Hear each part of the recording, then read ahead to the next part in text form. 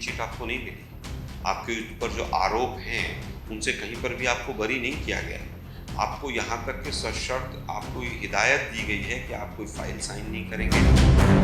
सबसे पहला सवाल तो यही कि 153 दिन से जब आप अंदर थे, 153 दिन से दिल्ली में मुख्यमंत्री नहीं था। दिल्ली तमाम समस्याओं से जूझ रही थी। दिल्ली के अंदर पानी भर रहा था, बारिश से, बिजली की समस्या थी, हेल्थ की प्रॉब्लम थी, बच्चों की डेथ हो रही थी, दिल्ली में आग लग रही थी और दिल्ली में मुख्यमंत्री जेल में था। तो हम पहला सवाल पूछते हैं कि आपने इस्तीफ़ा पहले क्यों नहीं दिया? वो चाहते हैं कि तुरंत चुनाव हो जाए और मैं इस चीज़ को कैश करूं कि देखिए मैंने तो रिज़ाइन कर दिया था। अरे भाई 4.5 पौने 5 साल तो आपके हो गए पूरे, उसमें से 6 महीने आप जेल में रहे। अब जब 2 महीने रह गए, फरवरी में ड्यू है, नवंबर के लास्ट में आकर कोड ऑफ कंडक्ट लागू हो जाना है दिल्ली में। दिल्ली आज कराह रही है, दिल्ली का विकास आज ठप है, दिल्ली को इन लोगों ने चारों हाथों से लूटा है। आज भी लड़ाई वो बीजेपी के साथ कहीं ना कहीं मानते हैं। हालांकि कांग्रेस का इतना बड़ा कार्यकाल रहा, शीला दीक्षित जैसी सीएम रही, उसके बावजूद वो कांग्रेस को तो किसी रेस में नहीं मानते। देखिए, वो क्या मानते हैं क्या नहीं मानते हैं उस पर निर्भर नहीं करता। दिल्ली की जनता क्या मानेगी उस पर निर्भर करेगा। आज बिजली के रेट क्या हैं? आप तो फ्री बिजली के नाम पर आए थे, आप फ्री पानी के नाम पर आए थे। कमर्शियल के बिल के कनेक्शन क्या है आज? क्या उनका ऑडिट हो गया बिजली कंपनियों का? 10 साल पहले आप ऑडिट के नाम पर आए थे। आपकी लड़ाई कभी कॉरपोरेशन से है, कभी आपकी एलजी से है। दिल्ली को बीजेपी और केजरीवाल दोनों ने मिलकर दोनों हाथों से लूटा है। ਸਤਿ ਸ਼੍ਰੀ ਅਕਾਲ। ਅੱਜ ਜੇ ਦੇਖੀਏ ਤਾਂ ਇੱਕ ਪਾਸੇ ਜਿੱਥੇ ਹਰਿਆਣੇ ਦੇ ਵਿੱਚ ਚੋਣਾਂ ਨੇ, ਤਾਂ ਦੂਜੇ ਪਾਸੇ ਦਿੱਲੀ ਦੇ ਵਿੱਚ ਅਰਵਿੰਦ ਕੇਜਰੀਵਾਲ ਜੋ ਇਹ ਗੱਲ ਕਹਿੰਦੇ ਨੇ ਕਿ ਆਖਰਕਾਰ ਇਮਾਨਦਾਰੀ ਦਿਖਾਉਣ ਦੇ ਲਈ ਆ, ਜਿਹੜਾ ਹੁਣ ਲੋਕ ਜੇਕਰ ਮੈਨੂੰ ਵੋਟ ਕਰਨਗੇ ਤਾਂ ਉਹਦੇ ਤੇ ਮੋਹਰ ਉਹਨਾਂ ਨੇ ਲਗਾਉਣੀ ਹੈ। ਹਾਲਾਂਕਿ ਸਿਆਸੀ ਤੌਰ ਤੇ ਬਹੁਤ ਇਲਜ਼ਾਮਬਾਜ਼ੀਆਂ ਆਪਸ ਦੇ ਵਿੱਚ ਲੱਗਦੀਆਂ ਰਹਿੰਦੀਆਂ ਨੇ। ਹਰਿਆਣਾ ਚੋਣਾਂ ਨੂੰ ਲੈ ਕੇ ਦੇਖੀਏ ਤਾਂ ਸਰਗਰਮੀ ਬਹੁਤ ਜ਼ਿਆਦਾ ਵਧੀ ਹੋਈ ਆ। ਹਾਲਾਂਕਿ ਆਮ ਆਦਮੀ ਪਾਰਟੀ ਸ਼ਾਇਦ ਲੱਗਦਾ ਕਿ ਦਿੱਲੀ ਨੂੰ ਜ਼ਿਆਦਾ ਫੋਕਸ ਕਰਕੇ ਚੱਲ ਰਹੀ ਆ, ਪਰ ਇਹ ਵੀ ਹੈ ਨਾਲ ਨਾਲ ਕਿ ਇਸ ਵਾਰ ਜਿਸ ਤਰ੍ਹਾਂ ਦੇ ਨਾਲ ਮੈਕਸਿਮਮ ਸੀਟ ਦੇ ਉੱਤੇ ਆਪਣੇ ਕੈਂਡੀਡੇਟ ਖੜੇ ਕਰੇ ਨੇ, ਹਰਿਆਣੇ ਦੇ ਵਿੱਚ ਗੱਲ ਚੱਲਦੀ ਸੀ ਕਾंग्रेस ਦੇ ਨਾਲ। ਸਾਡੇ ਨਾਲ ਲੋਕ ਜੀ नेगे, सीनियर लीडर ने कांग्रेस तो। आलोक जी, अगर बात करें तो पहले तो अरविंद केजरीवाल के बयान को किस तरह से देखते हैं? क्योंकि जाहिर सी बात है कि जिस तरह से चुनाव हरियाणा के बीच में है, तो इम्पैक्ट वहाँ पे भी करेगा, क्योंकि जो चुनाव प्रचार के लिए उन्होंने भी आना है या बाकी नेता आएंगे तो ये ज़रूर कहेंगे कि हमारा नेता ईमानदार है, तो देखिए कुर्सी छोड़ने में देर नहीं लगाई। देखिए, बिल्कुल भी इसमें कहीं कोई दो राय नहीं है कि वो इस जो कंडीशनल बेल मिली है, सशर्त जो ज़मानत मिली है, इसका राजनीतिक तौर पर भुनाने का प्रयास करेंगे। लेकिन देश की जनता बहुत समझदार है कि कहीं पर कोई क्लीन चिट आपको नहीं मिली है। आपके ऊपर जो आरोप हैं, उनसे कहीं पर भी आपको बरी नहीं किया गया है। आपको यहाँ तक कि सशर्त आपको ये हिदायत दी गई है कि आप कोई फ़ाइल साइन नहीं करेंगे, आप सचिवालय नहीं जाएँगे। तो पूरी तरह से ये सिद्ध होता है कि ये केवल एक लीगल प्रोसेस, एक लीगल जो प्रक्रिया होती है, उसका हिस्सा है, इसके अलावा तो कुछ है नहीं। This is only a conditional bail. तो कहीं पर भी कोई लोग कहेंगे कि साहब ये निर्दोष साबित हो गए या क्लीन चिट हो गए, ऐसा नहीं है, पहली चीज़। दूसरी चीज़, अब बात आती है कि उन्होंने इस्तीफ़े की जो बात की है, उसमें 3-4 सवाल बड़े खड़े होते हैं।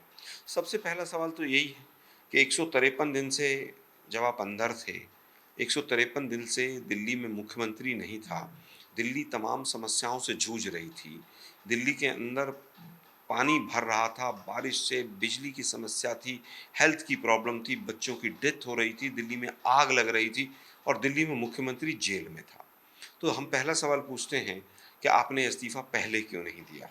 दूसरा हम सवाल पूछते हैं, ये 2 दिन का टाइम फ्रेम क्या किसी पंडित जी से आपने मुहूर्त निकाला है? अरे भई, आपको इस्तीफ़ा देना था तो आप इस्तीफ़ा दे देते। आप 2 दिन में पूरा माहौल बनाना चाहते हैं, राजनीतिक माहौल।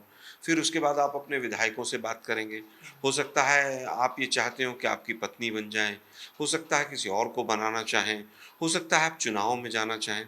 तो मुझे जो अंतिम चीज़ है, वो सबसे ज़्यादा लगती है इम्पोर्टेंट, कि वो चाहते हैं कि तुरंत चुनाव हो जाए और मैं इस चीज़ को कैश करूँ कि देखिए मैंने तो रिज़ाइन कर दिया था। अरे भाई 4.5 पौने 5 साल तो आपके हो गए पूरे, उसमें से 6 महीने आप जेल में रहे। अब जब 2 महीने रह गए, फरवरी में ड्यू है, नवंबर के लास्ट में आकर कोड ऑफ कंडक्ट लागू हो जाना है दिल्ली में।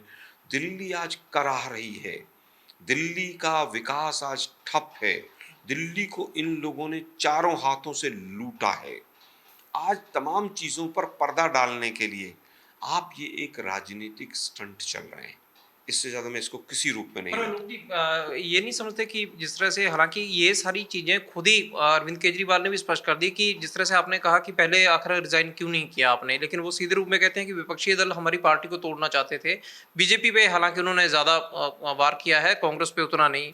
आज भी लड़ाई वो बीजेपी के साथ कहीं न कहीं मानते हैं, हालाँकि कांग्रेस का इतना बड़ा कार्यकाल रहा, शीला दीक्षित जैसी सीएम रही, उसके बावजूद वो कांग्रेस को तो किसी रेस में नहीं मानते। देखिए, वो क्या मानते हैं, क्या नहीं मानते हैं, उस पर निर्भर नहीं करता।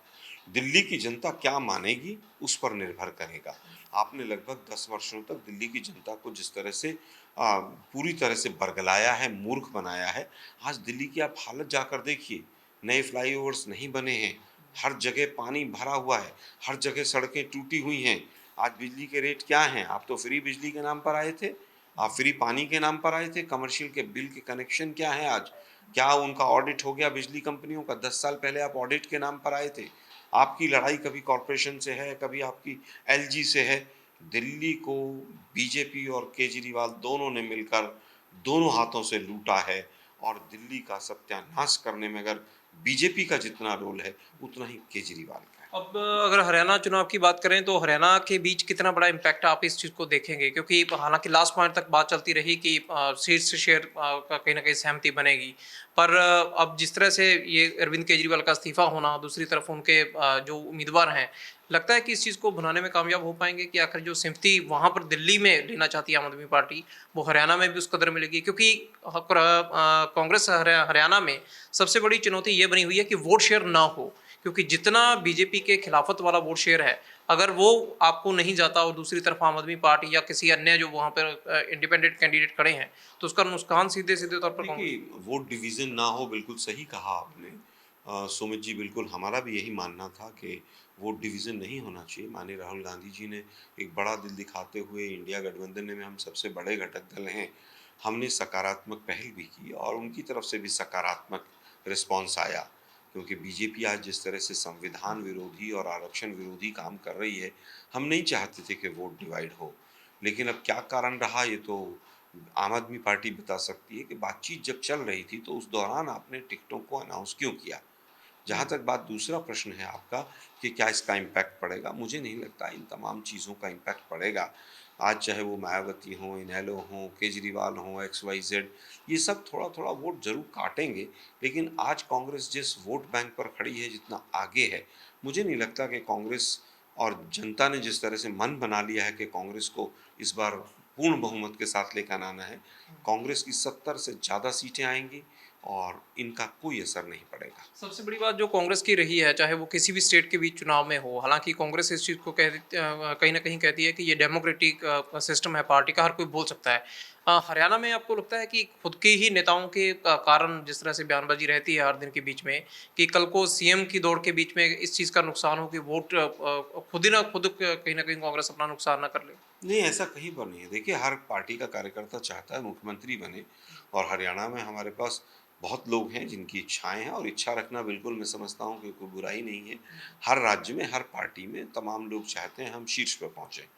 जहाँ तक बात है कि कौन सीएम बनेगा, वो विधायक दल चुनेगा और हाईकमान मिलकर दोनों मिलकर बैठकर बताएँगे कि सीएम कौन बनेगा।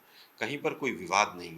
लेकिन आज ओपनली अनिल विज ने कहा है कि मैं भी मुख्यमंत्री बन सकता हूँ और मैं मुख्यमंत्री बनना चाहता हूँ, मैं मुख्यमंत्री बनूँगा। आप देखिए, मोदी जी कल ही कुरुक्षेत्र में कह के गए हैं कि नायब सिंह सैनी जी ने बहुत अच्छा काम किया, उनके नेतृत्व में चुनाव लड़ेंगे। हमें तो मालूम है कि ना नायब सिंह जी बने, ना अनिल बने, ना फलाना बने, ना ढिकड़ा बने। लेकिन यहाँ पर आपस की सरकुटौवल अभी से हो रही है। हमारे यहाँ पर इस तरह की कोई बात नहीं। लास्ट सवाल है मेरा लोग जी जिस तरह से पूरा क्योंकि चुनाव का बिल्कुल आखिरी दौर आ चुका है और उस वक्त के बीच में अगर कहें कि हरियाणा के बीच में कांग्रेस को पहले से मजबूत हुआ देखते हैं या ये है कि एक समय के साथ में जो विरोधाभास सत्ताधारी पक्ष के खिलाफ होता है उस तरीके से लोग आकर कांग्रेस की तरफ झुकाव करेंगे या फिर ये है कि जो चाहे भ्रष्टाचार की बात हो चाहे पॉलिसीज की बात हो उसको देख कर के आंकलन करेंगे फिर कांग्रेस को वो चुनेंगे पुराने दौर को याद करते हुए। देखिए, पुराना दौर हमारा 10 साल का जो कांग्रेस की सरकार रही उसमें जो हमने काम किया आज भी हरियाणा की जनता याद करती है। फिर मोदी जी आए, मोदी जी ने झूठ बोला, सच बोला, वो पूरा देश देख रहा है। किसानों की आय डबल हो जाएगी, 2 करोड़ रोजगार मिलेंगे, 15 लाख रुपए अकाउंट में आएंगे, 1 रैंक 1 पेंशन होगा, मर जवान मर किसान का नारा होगा, पता नहीं कौन कौन सी बातें उन्होंने की। लेकिन वो बातें सब खाली निकली, खोखली निकली। आज हालत ये है कि हरियाणा नंबर 1 बेरोजगारी पे है, हरियाणा नंबर 1 करप्शन में है, हरियाणा नंबर 1 महंगाई में है, हरियाणा नंबर 1 क्राइम में है, हरियाणा नंबर 1 महिलाओं के ऊपर अत्याचार में है, हरियाणा नंबर 1 जिस तरह से आज किसान की हालत है उसमें है। मुझे लगता है कि आज किसान हो, जवान हो, चाहे वो पहलवान हो और चाहे संविधान हो, सब खतरे में है। तो बीजेपी का जाना तय है। कांग्रेस इस बार पूर्ण बहुमत के साथ आएगी। उसके 3 कारण रहेंगे। कांग्रेस की विचारधारा, खड़गे जी और राहुल जी का नेतृत्व, हमारी विचारधारा के साथ साथ तमाम चीज़ें जो हम लेकर जाएंगे अब जनता के बीच में, उनका 10 साल का एंटी इनकम्बेंसी, और जिस तरह से वहाँ पर डबल इंजन की सरकार है, इस बार डबल जो है वहाँ पर उनकी एंटी इनकम्बेंसी है। आज मोदी जी की भाषण को, मोदी जी की भाषा को कुछ सुनना नहीं चाहता हरियाणा में। ਚਲੋ ਖੈਰ ਦੇਖਿਆ ਜਾਵੇ ਜਿਸ ਤਰ੍ਹਾਂ ਦੇ ਨਾਲ ਕੇਜਰੀਵਾਲ ਨੇ ਅਸਤੀਫਾ ਦਿੱਤਾ, ਹਾਲਾਂਕਿ ਅਲੋਕ ਜੀ ਉਹਨਾਂ ਦਾ ਕਹਿਣਾ ਕਿ ਇਸ ਦਾ ਅਸਰ ਕੋਈ ਨਹੀਂ ਪਵੇਗਾ, ਕਿਉਂਕਿ ਲੋਕ ਬੜੀ ਸੋਚ ਸਮਝ ਕੇ ਵੋਟ ਦਿੰਦੇ ਨੇ, ਤੇ ਹਰਿਆਣੇ ਦੇ ਵਿੱਚ ਜਿਸ ਤਰ੍ਹਾਂ ਦਾ ਹਾਲਾਤ ਰਹੇ ਨੇਗੇ ਬੀਜੇਪੀ ਨੂੰ ਲੈ ਕੇ, ਤਾਂ ਉਹਦੇ 'ਚ ਭਾਵੇਂ ਕਾਂਗਰਸ ਦੇ ਅੰਦਰ ਕਹਿੰਦੇ ਕਿਸ ਤਰ੍ਹਾਂ ਦੀ ਵੀ ਬਿਆਨਬਾਜ਼ੀ ਹੋਵੇ, ਪਰ ਫੈਸਲਾ ਜਦੋਂ ਆਖਰ ਹਾਈਕਮਾਂਡ ਨੇ ਤੇ ਉਦੋਂ ਬਾਅਦ 'ਚ ਵਿਧਾਇਕਾਂ ਨੇ ਰਲ ਕੇ ਕਰਨਾ, ਤਾਂ ਇਸ ਕਰਕੇ ਕੋਈ ਕਿੰਤੂ ਪਰੰਤੂ ਇਸ ਚੀਜ਼ ਨੂੰ ਲੈ ਕੇ ਨਹੀਂ ਕਿ ਸੀਐਮ ਕੌਣ ਬਣੇਗਾ, ਪਰ ਜ਼ਰੂਰੀ ਇਹ ਹੈ ਵੀ ਲੋਕ ਆਖਰ ਬਹੁਮਤ ਕਿਹਨੂੰ ਦਿੰਦੇ ਨੇ। ਵੀਡੀਓ ਜਰਨਲਿਸਟ ਜੱਸੀ ਦੇ ਨਾਲ ਸਮਿਤ ਸਿੰਘ ਰੋਜ਼ਾਨਾ ਟੀਵੀ ਚੰਡੀਗੜ੍ਹ।